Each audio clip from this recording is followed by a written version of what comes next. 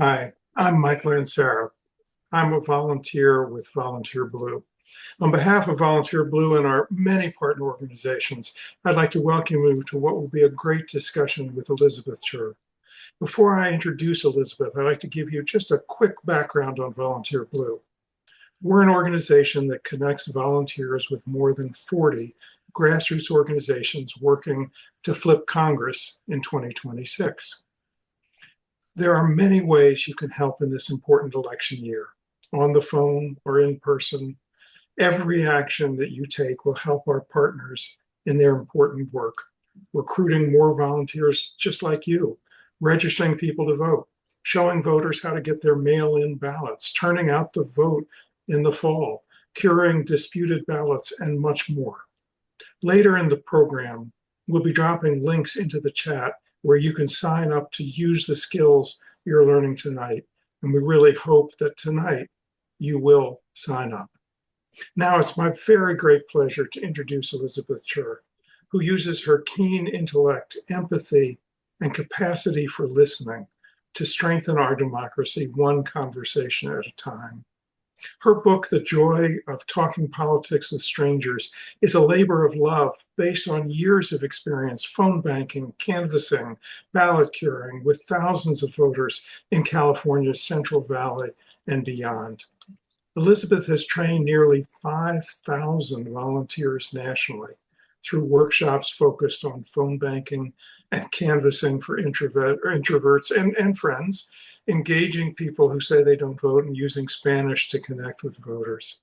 Thank you so much for all these efforts and your program tonight. Elizabeth, a warm welcome, and the floor is yours. Oh, thank you so much, Michael, for that very kind introduction. I am so honored to be here today with all of you. And before we get started, I'd just like to invite everyone to take a moment to acknowledge how much is on in our country and the world right now. Unprecedented corruption in the White House, mass incarceration of immigrants, further gutting of the Voting Rights Act, and so much more. Let's just pause for a moment to acknowledge all of that and to reconnect with why the work all of you are doing is so very important.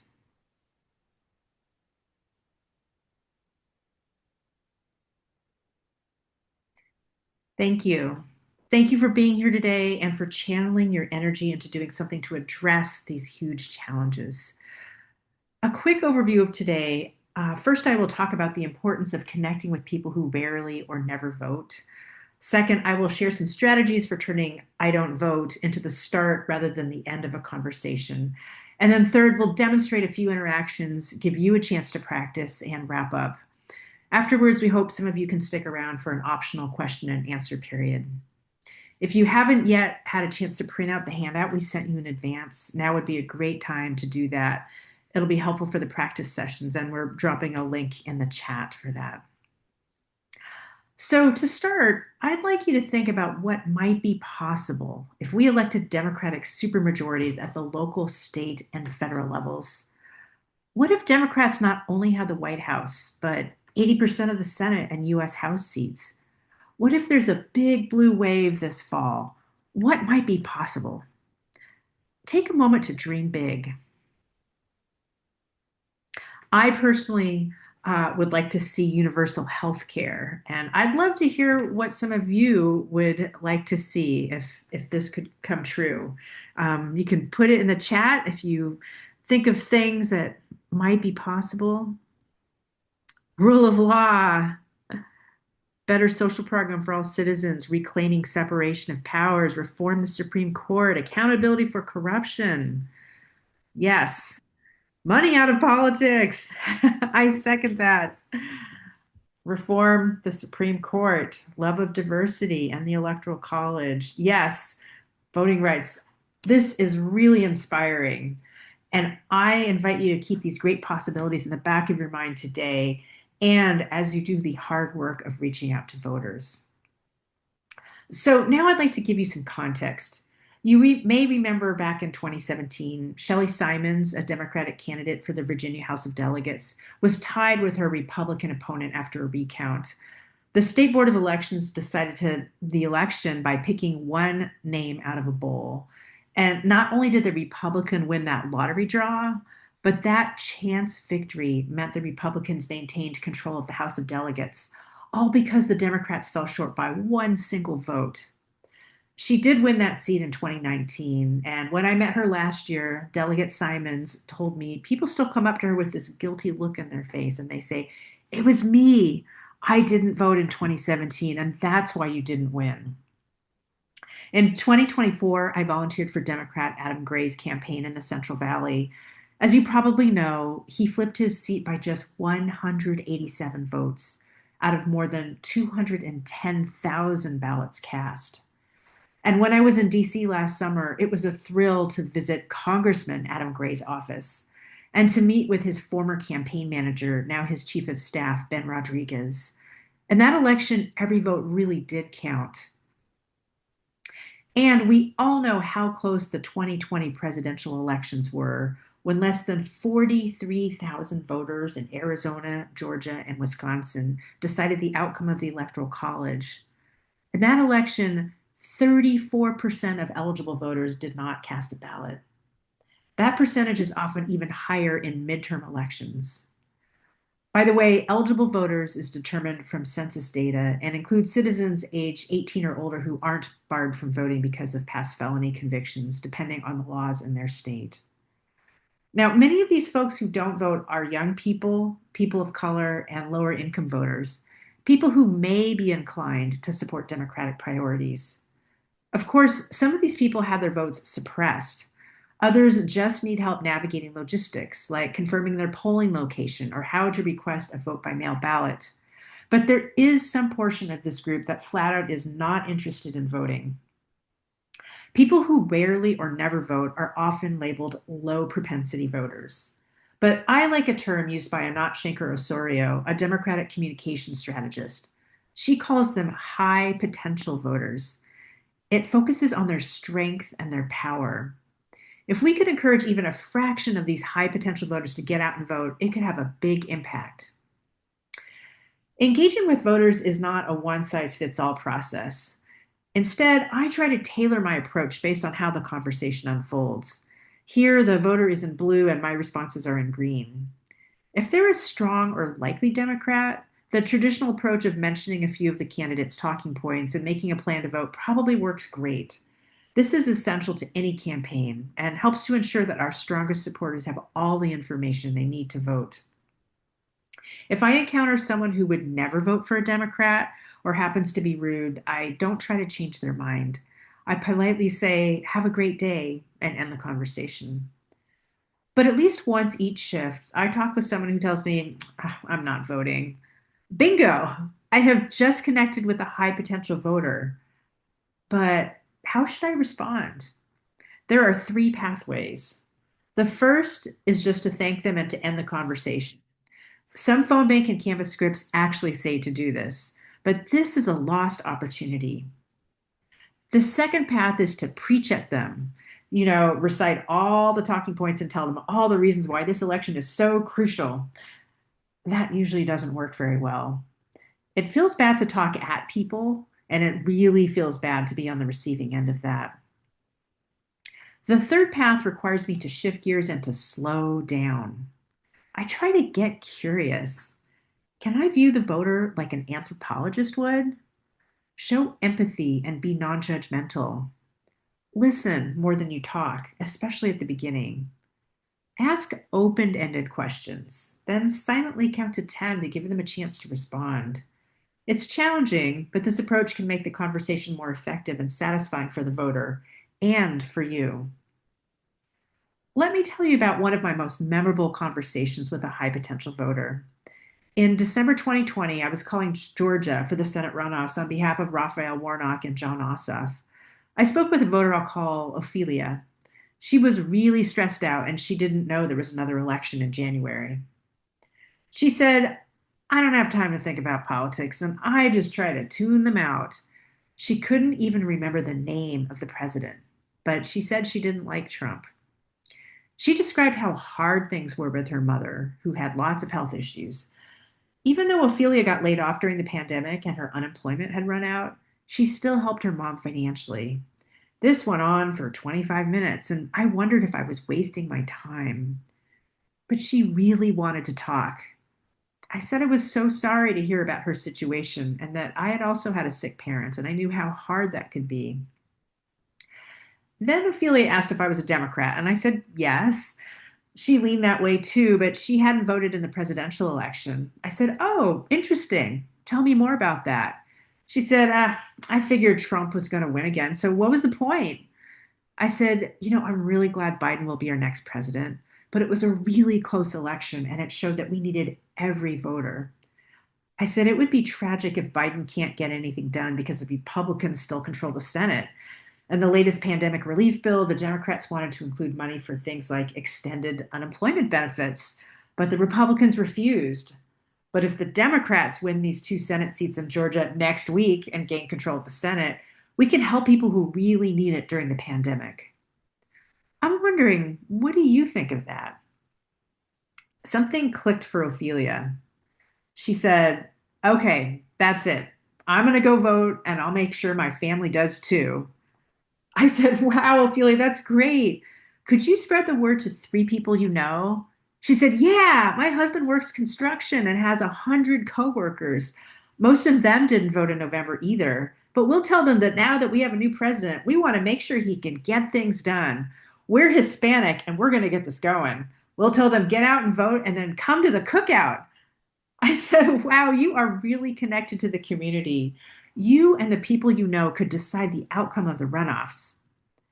I asked if I could send her information about early voting and text her a reminder on election day. She said, sure. So afterwards, I texted her, and this is what she wrote back: "God works in mysterious ways. You made my day. Yes, I will take all my friends to the polls. I can literally imagine the poll workers' faces when we walk in. Unfortunately, I don't have a loudspeaker. I would go around town announcing it. Ha ha ha."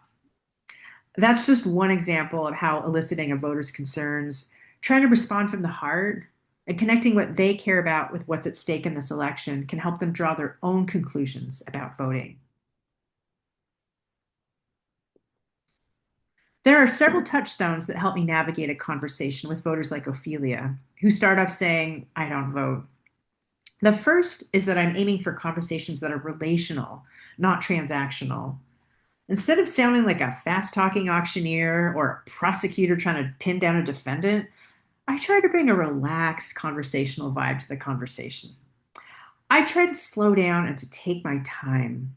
It's more important to be effective than to be efficient. The second touchstone is empathy, empathy, empathy. Rather than labeling Ophelia as ignorant or low information, I try to see things from her point of view. She started the conversation saying she was really stressed out from taking care of her mom. I try to assume that everyone's doing the best they can, and they often have a lot on their plate. Even though the elections might be my number one priority, in her world, caring for her ailing mother probably took up all of her energy. I can express this spirit of empathy by acknowledging what they share with me with phrases like, "That sounds really fill in the blank. That sounds really hard. That sounds really sad. Wow, that sounds really exhausting." I can also say something like, "It sounds like fill in the blank. It sounds like you're really busy taking care of your mom. It sounds like you've got a lot on your plate. It sounds like you wonder if one vote makes a difference." The third touchstone is 80% them, 20% me. I try to listen more than I talk, especially at the beginning of a conversation. One magic phrase that works in almost any situation is, "Tell me more about that." Then I try to count to 10 silently to give them a chance to respond. So if they say, "I don't vote," or "I haven't voted since Trump was elected," try saying, "Oh, tell me more about that." Try to use a tone that conveys friendly, non judgmental curiosity. I also try to ask open ended questions, those that can't be answered with a yes or a no. So if they say, "All politicians are crooks," I could say, if a candidate who really cared about the community got elected, what would be different in a year?" Or if they say, "My vote doesn't matter," I could say, "Well, if you could change two or three things about the country, what would they be?" Not only does this help build empathy and earn respect, but it also helps me to gather intel about their priorities. I might even jot down a few notes about what they tell me so I can refer back to it later in the conversation. So when Ophelia told me about getting laid off, having her unemployment run out, and helping her mom with the bills, these were invaluable clues about what might be most important to her. Later on in the 20% me part of the conversation, I looped back to some of these topics and cherry picked a few juicy tidbits from the candidate's platform that directly related to the things she cared most about. So, when you're talking with a high potential voter, you may hear a lot of something called sustained talk. That's a term that comes from motivational interviewing, an approach developed by the clinical psychologists William Miller and Stephen Rolnick to help people address problems with addiction. But these tools can help support any type of behavior change, like encouraging people to think about voting. Sustained talk is comments that support the status quo, staying stuck where you are, or reasons not to change. So you might hear high potential voters say things like, my vote doesn't matter, or politicians do whatever they want, so why bother voting? Or I voted before, but nothing changed. But slowing down, expressing empathy, and inviting them to tell you more can all help you elicit something else called change talk. That's another motivational interviewing term that involves listening for any crumbs the voter shares about why they might want to change or what they wish were different about themselves or the world. When Ophelia said she didn't like Trump, I asked her to tell me more about that. When she said things were hard after her unemployment ran out, I asked how that affected her life.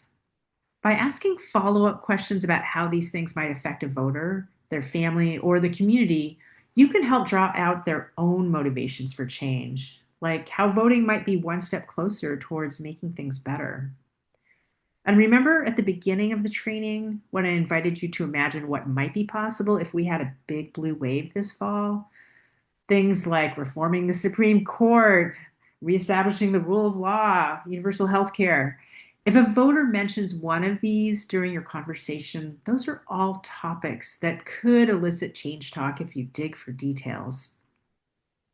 Sometimes you have to listen really hard to hear these bits of change talk. This requires patience and persistence. Have you ever seen people on a beach using metal detectors to find buried treasure? They'll sweep that device back and forth across the sand for a long time. And occasionally they'll hear a beep, beep, beep, beep. And that's when they zero in and start digging. That's what you want to do. You may hear a voter say 9 negative things about why voting doesn't matter, but then they'll mention one little thing like how they don't like Trump or they wish healthcare were more affordable or how they're angry that gas prices are going up because of the war. Beep, beep, beep, beep. Start digging by asking them, tell me more about that. Or how would making healthcare more affordable or how would lowering gas prices make your life better? Often you'll uncover some buried treasure, which is the start of change talk. And that can reveal some of their inner motivations of what they want to be different and why. Later, you can connect the hopes and dreams that they've articulated to you with how voting can get them a step closer to making those a reality. That is way more powerful than anything I could ever tell them about why voting matters. One of my activist friends, Charlie Varon, described it like this: we're on a mission to name the voters' hidden hopes and their buried yearnings. One last tip: there's a special question called the ruler that can be really helpful for assessing a voter's motivation level towards the end of a conversation. You can say, on a scale of 0 to 10, how likely are you to vote? With 0 meaning very unlikely and 10 being very likely. If they say 2, you could say, oh, well, why isn't that number a 0 or a 1? And they may share some interesting information about why they might be interested in voting. And then you could follow that up by asking, what might boost your 2 to a 3 or a 4? That could open the door for them to share things that could help them that take the next step towards voting. Often people don't go from 0 to 10 in a single conversation, and that's totally fine. I talked with one man who was turned off by national politics and said that he was a 0 out of 10 about voting. I said, I get that. Can I tell you something? about a candidate closer to home. Flor Overa, a local candidate for Community College Board, wants to build a satellite campus here in town so people can learn the trades and get good paying jobs. Why should builders have to go to LA to hire electricians and carpenters when there are talented people right here? He said, well, now that's something I can get behind. And then he pulled out his wallet and said, how much do you want? I'll donate to her campaign. And I laughed and I said, thank you so much, but I don't want your money. I want you to think about voting. It takes a lot of money to build a new campus. And if she were elected, she would need state and federal partners to make sure more of your hard earned tax dollars come back to the community. So it would be great if you consider voting for Democrats for state assembly and Congress too. When I asked how likely he was to vote now, he said 3 out of 10. And I asked what might boost his 3 to a 4. He said, before today, I never even considered voting ever. You've given me a lot to think about, but I've reached my limit for today. I respected that, and I gave him flyers for all the Democratic candidates. That conversation was still a victory. After a lifetime of not voting, going from 0 to 3 is huge. It's like learning to drive a stick shift. Just figuring out how to go from parked to 3 miles an hour is often the hardest part. So, to help demonstrate all this, I'm wondering if someone from the audience who has a copy of the handout available, printed preferably, and who is able to turn on your video would be willing to practice with me. I can be the volunteer and you can be the voter. If you could just use, oh, great, fabulous. Holly, let's see. Do you have the handout handy? I do. Okay, fabulous. So I'll start out the conversation and you can uh, maybe give me some pushback about tell me that you're not voting. Does that sound good? Okay, is this well, I guess it doesn't matter whether Yeah, it's we'll do or knock or canvassing. How is about it a we'll do phone? canvassing? Okay, Yeah. it's in-person canvassing. Okay. Knock knock. Hi. Oh, hi. May I speak with Holly, please? Um, it's me. What do you need? I'm kind of Oh, busy. I'm sorry to catch you at a bad time. My name is Elizabeth Chur, and I'm a volunteer with Randy Villegas, who's running to represent you in Congress. And he's actually asked us to reach out to every voter in the area to ask if you were in charge of the country, what 2 or 3 things would you change to make things better? I mean, are you asking me this? Absolutely. Because I don't think anyone cares what I think. Well, Doesn't seem like it. Randy cares, and I do too. I would love to know what you think could change to make things better. Well, I'd like to, I don't know. I'd like to see better gas prices. I'd like to see my daughter have rights in case, she gets pregnant. A lot of things. I like to see my neighbors be safe from Mhm. ice, but I don't know what this guy can do about that. Yeah. Tell me more about your concerns. Like you mentioned, your daughter. What would you want to see be different to help make sure she's safe? I would want to see Roe v. Wade reestablished. I would want to Mhm. have I want to have her rights guaranteed. I never thought Mhm. we would lose those. So Mhm. that would be great if we could Mhm. protect those rights again. Yes. Yes, absolutely. And tell me about your concerns about ICE. How is that affecting the community? Well, I just feel like, you know, some of our neighbors are afraid to even go out sometimes. Mm, They can't, whether or not they have papers, it doesn't matter. right. They just feel like they have a target on their back, and it really hurts the whole community Hmm. that a whole bunch of folks are scared, and they're just trying to earn a living and do the right thing, and they're being targeted by these thugs that seem completely lawless, and I'd love to rein those guys in. Absolutely. Wow. Thank you so much for sharing that with me. And, I know Randy shares a lot of those concerns, as do I. Can I just tell you a little bit about his, why he's running? Okay, all Yeah. right. I mean, okay, Yeah. please, go ahead. Yeah. Well, he was the son of immigrants. He grew up here in Bakersfield, and he shares a lot of your concerns, especially with what's how much for example, the ice raids are affecting the community right here. I mean, it's so many people. And like you said, folks are just trying to make a living, make things better for their families going to work, and they shouldn't be worrying about being afraid to leave the house because of what might happen. And what's happening right now is absolutely, racial profiling, the terrible things that are happening, and really, this current presidency is just it's like a runaway train, and I think Congress is really our best hope to rein in what's happening right now. But unfortunately, because the Republicans have control of Congress right now, they're just saying yes to anything he wants. But we have a very good chance of taking back control of Congress, the Democrats. And this seat here that Randy is running for is one of the most competitive in the whole country. And it could come down to just two or three votes that decide the outcome of that.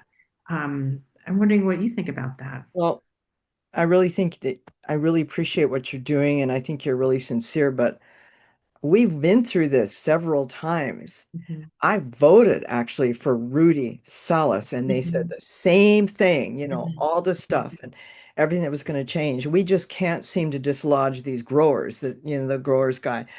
Mhm. What's different this time? Every time we vote for Rudy, he loses.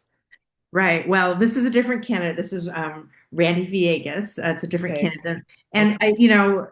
I think it is important what happens here and also what happens across the country. So not only do we hope to flip this seat from Republican to Democratic control, but we're hoping to flip the entire House of Representatives. And, we are also working in other states to regain control of the Senate. But, all of it's related. And so, but, each of us, I think, has the opportunity to make our voices heard, to contribute to what direction our country is going to be going in. And this election is our next best chance to help do that. I'm wondering what you think about that. Well, I guess it's worth another shot. Hmm. Different Yeah. candidate, maybe, I don't know, maybe more people are upset with Trump and maybe we have a better shot. Um, I mean, I got to tell you, I've been knocking doors all day here, and I've been hearing a lot of people who are upset about what's happening, including, some people that did vote for Trump the last round, but this is not the direction they thought that we were going to be going in. So I really think that we have a chance to turn things around, but it really is going to come down to each of us. And I'm wondering on a scale of 0 to 10, how likely are you to vote, with 0 being not at all and 10 being very likely? well, I don't know. I guess maybe right now I'm at like a 7 Oh, okay. And after what? talking to you. Yeah, wonderful. Wow. Well, I'm wondering just what, if anything, might increase your 7 till maybe like an 8 or 9. Well, I don't know. I work really long hours and I have to figure out if there's a way. My car broke down. I Oh. have to figure out, how to vote and, Mhm. if I can just, can we still vote by mail? Did they get rid of that like Trump said he was going to? I mean, I have to know how to vote. Absolutely, absolutely. So, we'll all be getting our ballots in the mail. And my advice to you is, I hear you about the long hours. There's a few options. One is, there is a ballot drop box in front of the library. I actually have a picture of it here on my phone. So, can I show it to you? Do you know where this is? It's like on the Yeah. side, the Oh, left yeah. side. Yeah, so Oh, yeah. that's open 24/7. And if you put it in there, you can make sure that it's getting to the right place. And there's even something in California, we're lucky. There's a ballot tracker, so I can give you this URL, but it's like, where's my ballot? And it'll tell you each step of the way, so you can make sure it gets counted. You can also put it in the mail, but just because of, yeah, the things that are going on, if you're going to do that, I would advise you putting it in the mail as soon as possible, and no later than, I would say, a week before. Otherwise, I would take it to the ballot drop box, or take it in person on election day. Or if you have a family member that's going, they could do it for you. But does one of those options seem like it Yeah, might work for that's you? really helpful. Mhm. If I want more information, is there like do you have a website or something where I can? Yeah, yeah, I can send you, if you're comfortable. giving me your phone number, I can text you a website. Yeah. Yeah, that would be I fantastic. could give that to my son, and yeah, sure. Yeah, that would be fabulous. Great. Well, yeah, so could you maybe spread the word? Because that's how this is really going to turn around if, you can also tell people that who know and trust you. Um, yeah, Okay. All right. great. All right. So can we Sure. count on your vote for Yeah. Randy? Okay. Yeah. Yeah. Okay. Yeah, sure. Okay. Wow. Well, Holly, thank you so much for talking with me, and thanks for being a voter. And it gives me so much hope to talk with people like you who are standing up and having their voices heard. So Well, thank you. thanks for taking the time. All right. Take care. All right. Okay. Bye. Bye. Thank you so much, Holly. Let's Yeah, give Holly a wow. big round of I mean, applause. you're just so good at this, though. I just think I don't think I could ever be as good as Elizabeth is at this. I appreciate that. And I have to say, this is looking at me after a lot of practice. I think we can all get better. I am still honing my craft. Yeah. So I feel like, even if, folks just take one or two things away from this training and can maybe practice that for a little while for, the next several shifts, and then maybe you can add one more tool, well, maybe every shift that you go. Um, I promise you, like, I think you will be amazed at how much your skills improve. So thank you, Holly. Really Thank you. appreciate it. Wow. Well, I'm wondering if that was so much fun. If a couple other folks would like to volunteer, and then this time I can stand on the sidelines and coach the person who is the canvasser or the phone banker, and then we can have two other volunteers. If you could click the React tab. Oh, wow, great. Heather and Diane. Let's see.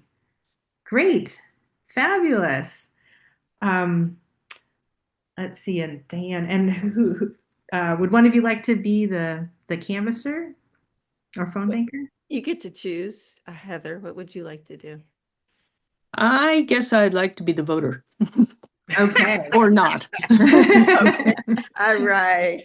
So, and do each of you have the handout Yes. available? Okay, great. So, Diane, do you Okay. How do you about know if we what? do a phone banking?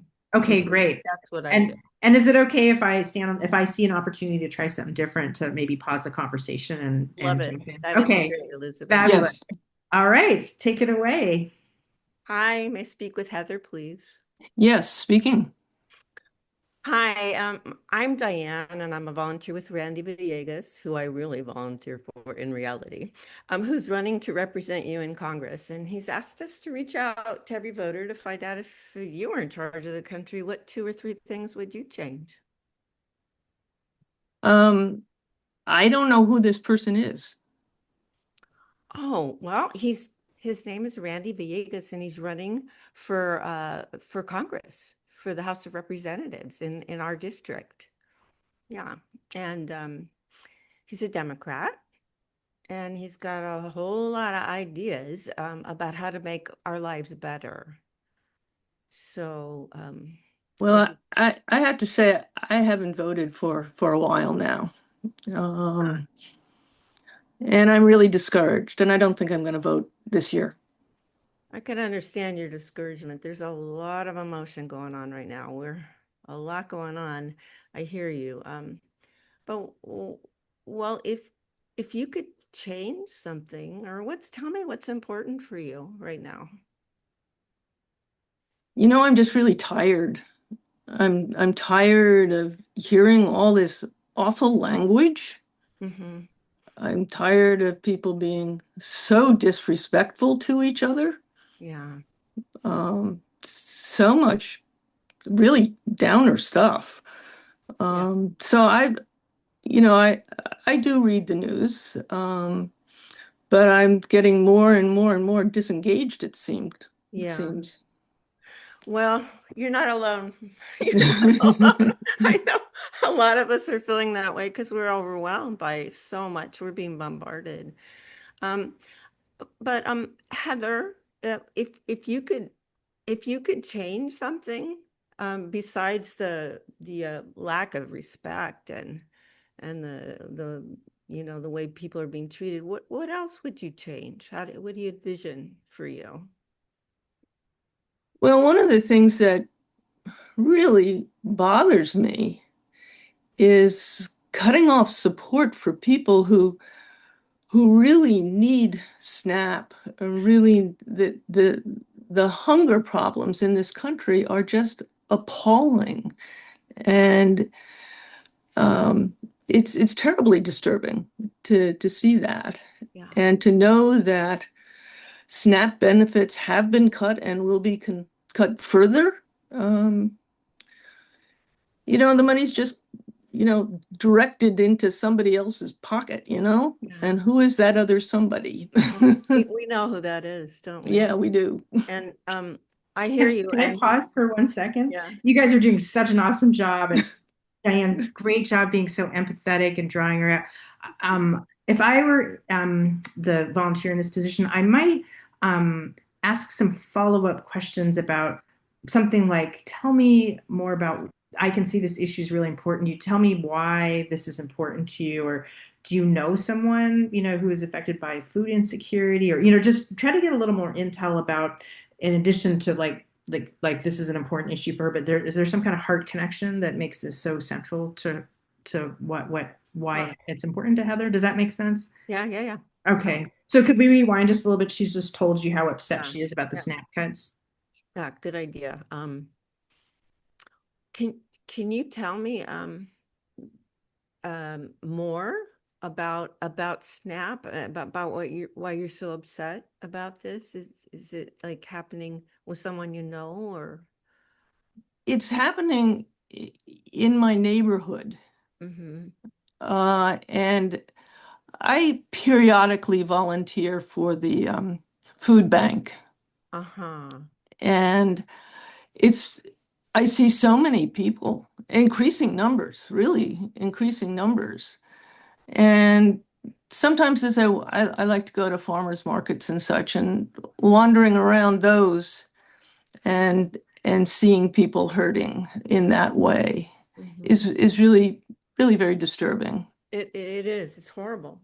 Um, um, well, I know that Randy, when he was growing up, his family struggled too, and his family was on SNAP, um, as well. And I know that this really means a lot to him. I'm sure he's really disturbed about what's going on, and that's one of the reasons I'm working and volunteering for him, because when he gets into Congress and we win Congress, the Democrats win, we can do something about this horror that's going on, people not having enough food and healthcare and things like that. And that's why I'm really hoping that you will vote. Well, Can I I'm not. just pause for 1 second? Yeah. That's so great. I love how you looped in Randy's personal story and experience with hunger, and um, just a tiny little finesse thing at the end.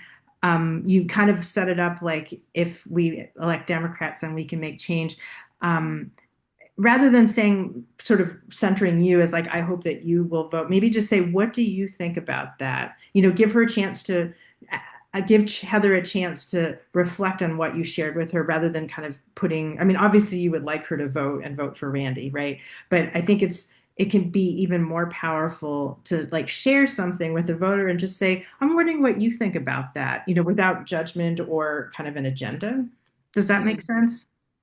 Yeah, and I'm so used to, phone banking, looking her way and getting the Yeah. vote, and then on to the next and on to the next. Yeah, and we're going to need to wrap up in just a minute, but Heather, Yeah. I guess in your character, is there anything at this point that you think would increase your motivation to vote and to vote for a Democrat? I'm playing a hard role at the moment. You're doing great. I would say, could you tell me a little bit more about your candidate? And where do I find more information? I don't stay up on top of these sorts of things, so maybe you can guide me to where I might start thinking about it a little bit more. Sure. Yeah, that's great. I wish we could have another 20 minutes. Like in real life, this would probably go on for a little while, but we're going to need to wrap up to move on to the next thing. But do you kind of this, and I hope the group, this is helpful just to sort of see, you've traveled a long distance in this conversation from I'm not voting, I'm really disillusioned, to like getting to a specific issue that Heather has identified, kind of getting more into what that personal relationship is, and then trying to get, now maybe kind of, now that she's sort of interested or considering the possibility of voting, then moving to more logistics about, where to get more information. That's a whole different kind of challenge than I'm not voting. It's a much better kind of thing. And Diane, you did an incredible job of Thank drawing you. her out and like, yes, and like staying with her without judging. So, and I feel like in some ways, like this part of the conversation is the most challenging, and the other parts, once people are kind of a little more interested, can flow a little more easily. So anyway, thank you. We're going to have to wrap up Sure. here midway through, but thank you both so much. Thank you. You did an incredible job. Thank you. Good Thank job. you. And let's give them both a round of applause. Thank you so much. So now I'd like to leave you with one last story. In 2020, I called Dallas for a Democratic candidate for state legislature, and I spoke with a 30-year-old named Juan, and he told me, "Oh, I'm not voting." I said, "Oh, interesting. Tell me more about that." He said he wasn't a political person, he'd never voted, and he wasn't going to vote this year either. I tried to stay curious and non-judgmental. This not voting thing is something I only read about in the paper. But here was a real live person who could give me more insight into what goes into that decision. I asked whether his friends voted, and some of them did. They were all over the map from conservative to liberal. They all got along, but they didn't talk much about politics. I asked if he were in charge, what 2 or 3 things he would change about the country. He said everything was fine. He still had his job, and his family and friends hadn't been affected by the pandemic. I said I was glad to hear they were doing okay. And then, almost as an afterthought, he mentioned he wasn't wild about President Trump. My ears perked up. Beep, beep, beep, beep. My internal metal detector went off. Oh, really? What don't you like about him? I don't like the way he talks about Mexicans, he said. I said, yeah, he said some pretty intense things. It's possible that Texas could flip blue this year. The presidential race is going to be really close. But if Texas went blue, that could decide the whole election. He still wasn't interested in voting, so I asked him, would it be okay to text you information about how to vote by mail? It might give you more options if you decided you did want to vote. And if you didn't want to vote, you could just throw your ballot away. He said, yeah, I could send him information. I also asked if I could call back in a few weeks to check in, and he said, sure. I thanked him for his time. We talked for over 20 minutes and said goodbye. I knew it was a long shot, but at least he hadn't hung up on me. On election day, I called him back. He picked up and he totally remembered me. I said, Juan, I'm so curious. Did you end up requesting an absentee ballot? And before I could even finish my sentence, he said, I already did it. I voted. I almost fell out of my chair. He said, yeah, a couple Saturdays ago, my friend and I didn't have anything better to do. So we looked up the early voting place and it was 5 minutes away. We went there. There was no line. It took less than 10 minutes. And I voted for all Democrats, including that local candidate you told me about. I was blown away. I said, when we talked, you weren't interested in voting. What changed? He said, honestly, our conversation got me thinking.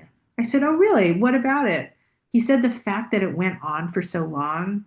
Other people had called before, but when I told them I wasn't going to vote, they just hung up. You seemed interested in my reasoning without trying to persuade me. You just asked questions and listened. Later, I was frustrated with the crazy things Trump was saying, and I told my friend, come on, let's do this. I said, wow, that's amazing. What would you tell someone else who had never voted? He said, it's easy. It doesn't take a lot of time. I asked if he thought he'd vote again. He said, I guess so. Well, probably. Yeah, definitely, now that I know how it works. I could almost see his thought process evolving as he heard himself speak. This is our future. This is how things are going to change for the better. One voter at a time, one conversation at a time. Right now, we have a precious window of opportunity to up our game when engaging with at least 1/3 of the electorate. voters like Juan and Ophelia, and the many other high potential voters like them. So many elections are decided by a handful of votes. We have an incredible chance to boost our turnout levels compared to previous elections. And until now, we've left a lot of votes on the table. But just think what we could accomplish if we had full participation in our democracy. Let's reach out to every single eligible voter in this year's elections. Let's engage the power of their hidden hopes and buried yearnings to transform our country together. Now I'll hand it back to Michael, who has some very important announcements, and afterwards we'll open it up for a few minutes of Q&A. Thank you so much for being very generous with your time and attention today, and for everything you're already doing to strengthen our democracy. Thank you so much. All right, Michael. Thank you so much, Elizabeth. And let's show Elizabeth our great appreciation for this tremendous workshop. And of course, the best appreciation we can give her is to put it to work, to actually be doing it and improving. I know I don't have to convince you. You all know that the fate of our democracy depends on us and what we do between now and the midterms. We're about to go into Q&A. Elizabeth's going to stay, and those of you who want to stay can talk with her. Also, to answer a question in the chat, yes, this has been recorded, and it will go out to all of you and to everybody who registered. And so you'll be able not only to view it, but to share it and have your friends participate. But just before we go into the Q&A, I want to ask you to really do something tonight. Not tomorrow, not the day after, but you remember when you put up all your hands and said, yes, we're going to phone back. Yes, we're going to canvass. Yes, we're going to table. I'd like you to really sign up for something tonight. You can see in the chat that there are lots of opportunities. And those opportunities, by the way, there were a couple of people in the chat who said, we need more volunteers. Well, Volunteer Blue, working with our partners, has a program calling into swing districts to get Democrats to volunteer. They're easy calls, they're calls to friendly people, but you still have to use all the skills that Elizabeth has shared with us. So again, I know I don't have to convince you, but we all want to be able to say, when our children and grandchildren ask us, what did we do in the time of Trump? What did we do when democracy was the most threatened? We have to be able to say we did everything, and that starts by signing up tonight and doing a shift. Also sharing this video with all of your friends. And when you sign up, the most important thing you can do is get a few friends to sign up with you. So thank you, Elizabeth, again. Thank all of you for both being on this program tonight and for the work that you have done and the work that you will do to save democracy. And now we'll have an informal session. You can unmute. Please raise your hand if you want to ask Elizabeth a question, and we'll go into an informal Q&A. Wonderful opportunity to engage directly with Elizabeth. Elizabeth, it's all yours. Thank you so much, Michael, and thank you everybody for being here. I saw some questions in the chat, so maybe I can intersperse those with questions people are asking. So Patty, I see your hand up. And oh, sorry, maybe if you could just unmute. Okay. My question is, I have, we all know a lot of people who have been Republicans all their lives. And, this is no longer their parents' Republican Party at all. And I just have this feeling that it's too hard for them to vote for a Democrat. Mm. They may not like the way things are going, but it's always like, well, I don't want to pay taxes, and he's not going to make us pay taxes, and everybody else is paying taxes, but he's not. But I just worry that they're not going to be able to vote for a Democrat. Mm-hmm. And these are people, this isn't canvassing or phone banking. This is, talking to friends and even family members. I know we're all there. And, in a way where my anger doesn't get the better of me and blow the conversation, because you've really demonstrated tonight how you make it look so easy, that it's really very easy to have a calm, quiet conversation with people. So thank you for that. Yeah, thanks, Patty. I hope to be addressing some of those questions in that training on September 9th that I'm doing about finding joy in the home stretch. In my experience, it's actually much more difficult to talk with someone who's been a lifelong Republican than it is with someone that says, I don't vote. And I think I have to say, I actually think it's much more challenging to talk with people that I am related to, or that, it's not just a stranger at the door or on the phone, because there's so much history, maybe some baggage.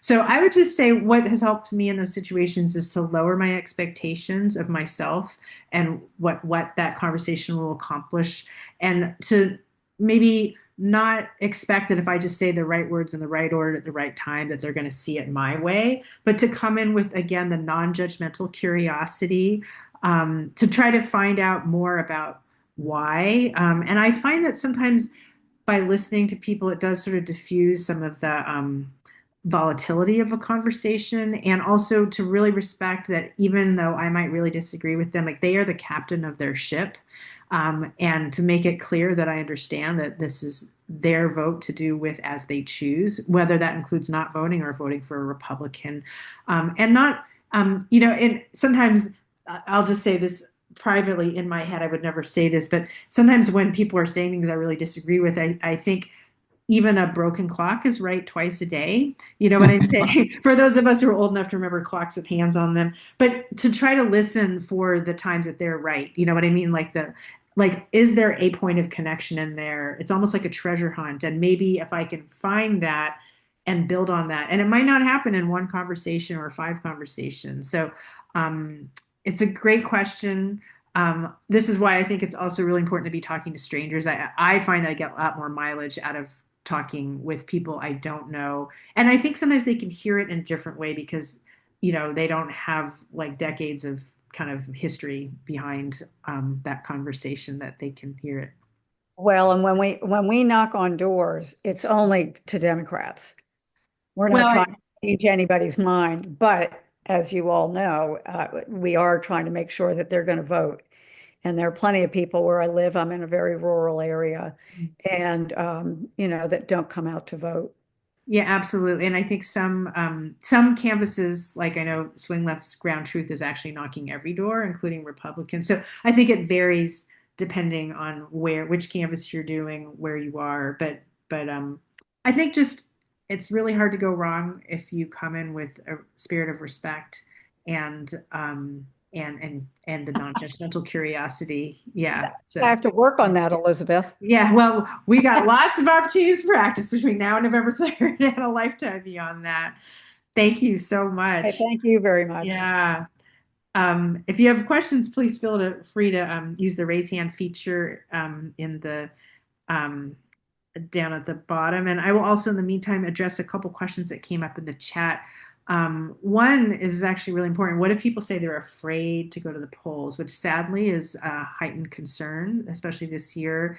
I think it partly depends where in the country you are, but I know in California and several other states, everybody gets their ballot in the mail. So that's a really easy way for people to vote without having to go in person to the polls. Sometimes there are ballot drop boxes also, either they can mail it, hopefully well in advance of the election, or I don't know if the person that asked that is still here, but I can address that a little bit further. Another question that somebody asked was, what do we say when a high potential voter says they don't know what would make it more likely that they would vote? Sometimes I feel like I need to ask the same question a few different ways, So, and I get this a lot, especially with younger or first time voters, or maybe they've never voted in their lives. But when I ask them sort of same thing, what would you change, if to make things better? They're like, I don't know. Well, you know, how would you want things to be different? I don't know. But sometimes one thing with young people, especially, they might not want to like admit that everything's not fabulous and wonderful. And especially I would say young men, especially me as a woman coming, they don't necessarily want to say like something is wrong or could be better. But I might be, oh, I'm glad things are going okay with you, or I might not say it, but just what would you change to make things better for your family or for your friends, or so it's a little less vulnerable. That's another way to get people to open up. And if they say that they they can't think of anything that would make it easier to vote. Maybe you could just ask them like, well, are there challenges or obstacles or hesitations or whatever to voting? And you might just try to ask the question a few different ways, and then you might kind of get a little toehold into what might help make it a little bit easier, lower the barriers for voting. Kim, I see you have your hand up.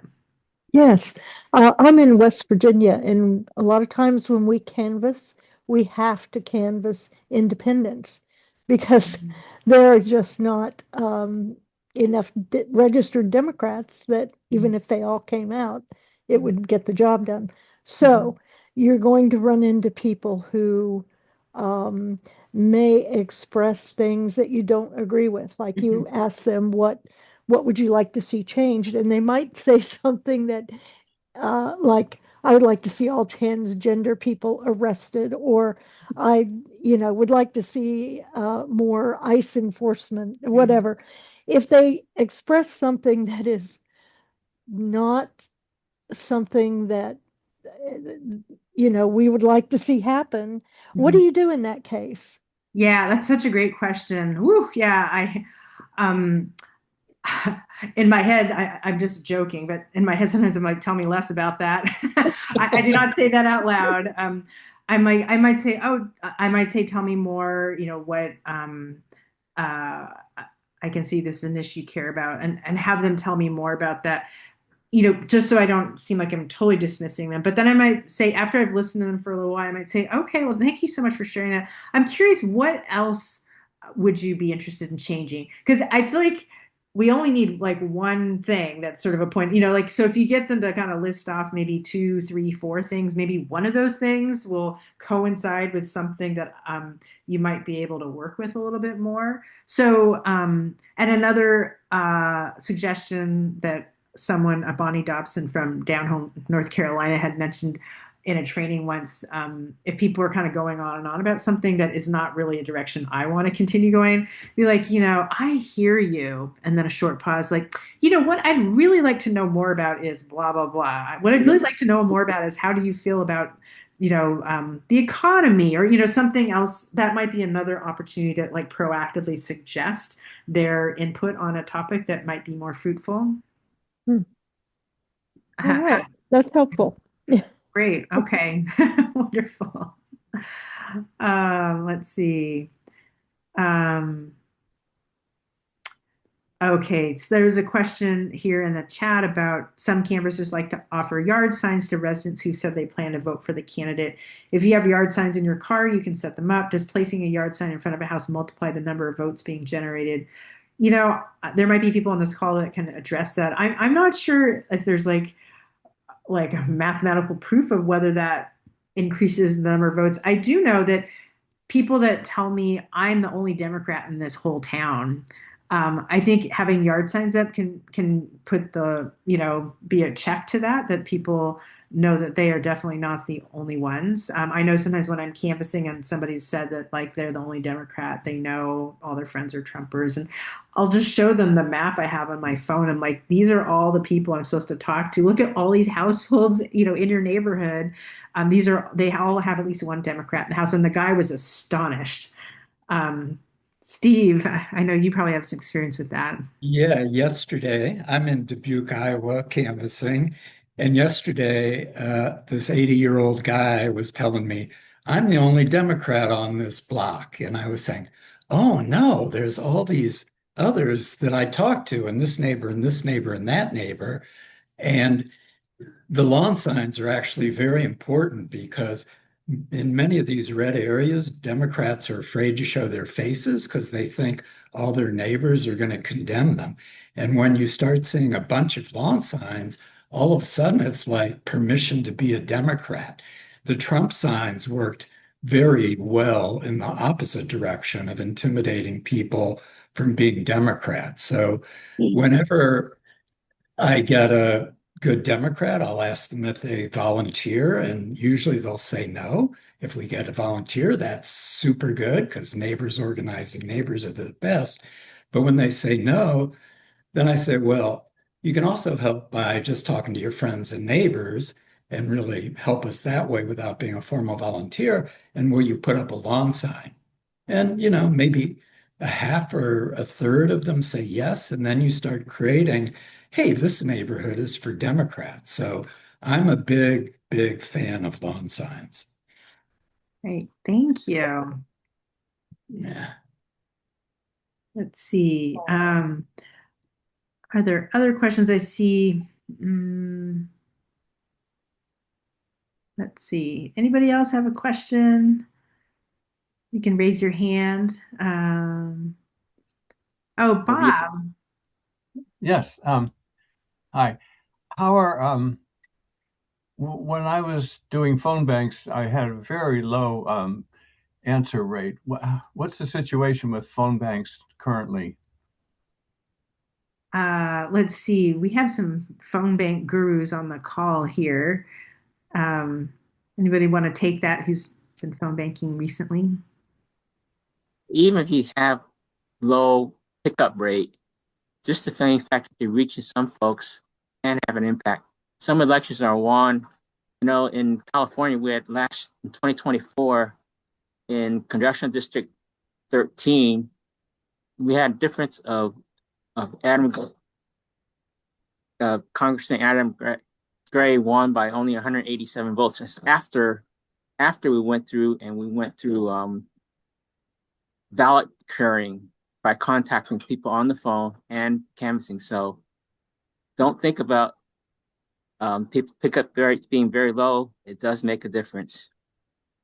And I'll just say, it really helps me both with canvassing and phone banking to lower my expectations. So if I have like one or two good conversations during my whole shift, it might not seem like a lot, the kind of wading through a lot of chaff to get to the wheat.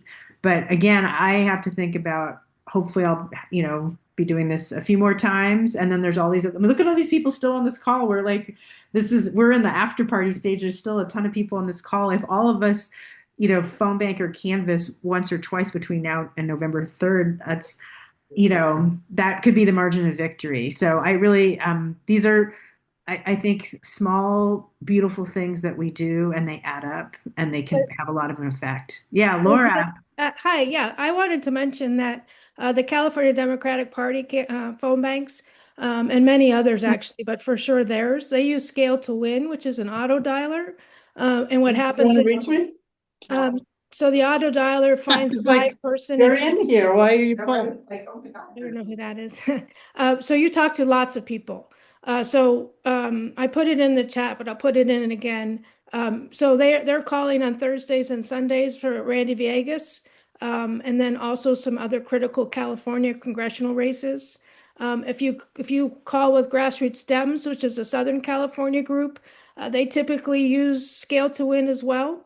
So once you get trained on how to use the dialer, there's lots of campaigns you can call for, and you will be talking to people. Like, you talk to the person, you answer the questions, you hang up, and then the dialer gets you another person.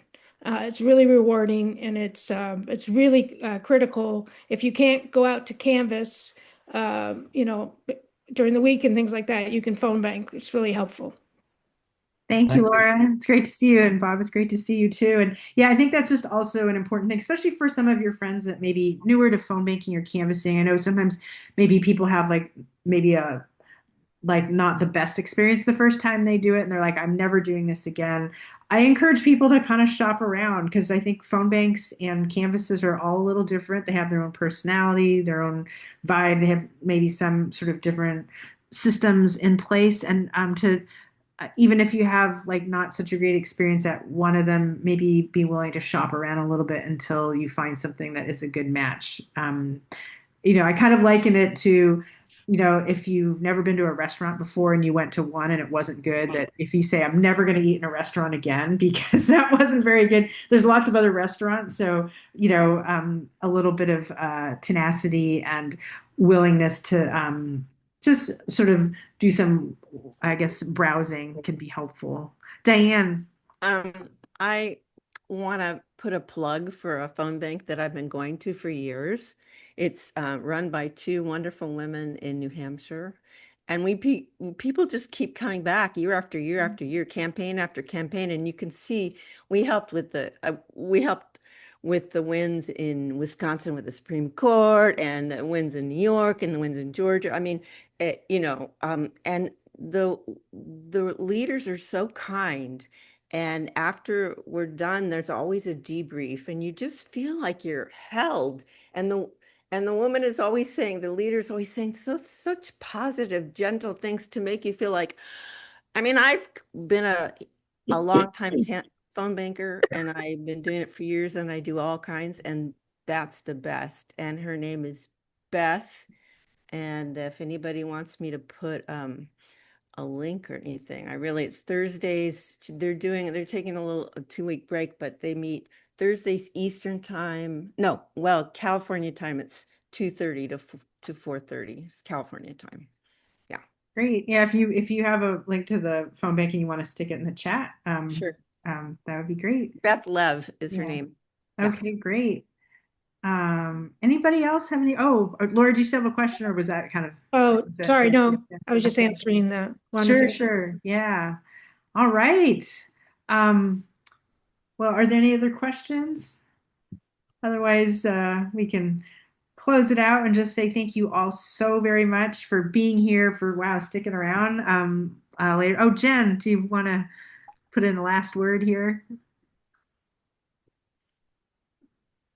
Jen, do you have a question? I do actually.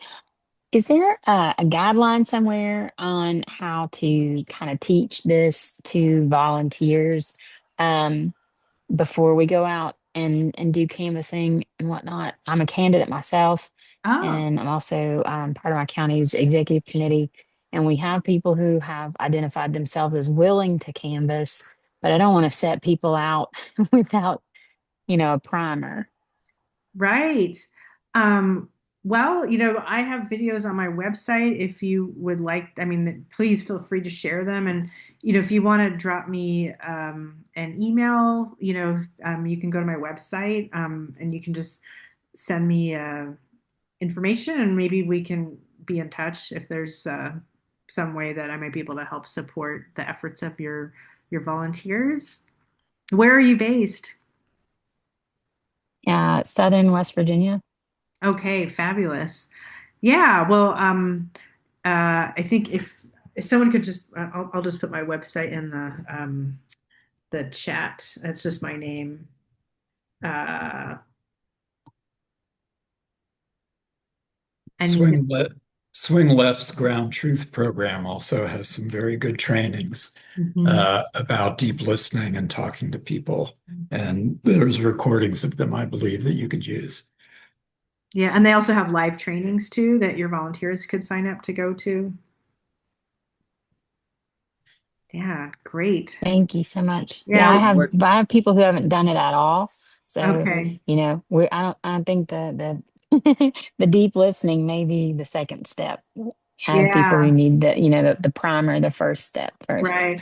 I'll just say that Carol Blaney, who's on this call as well, she and I have developed a no fear guide to canvassing. So it's a half-hour program.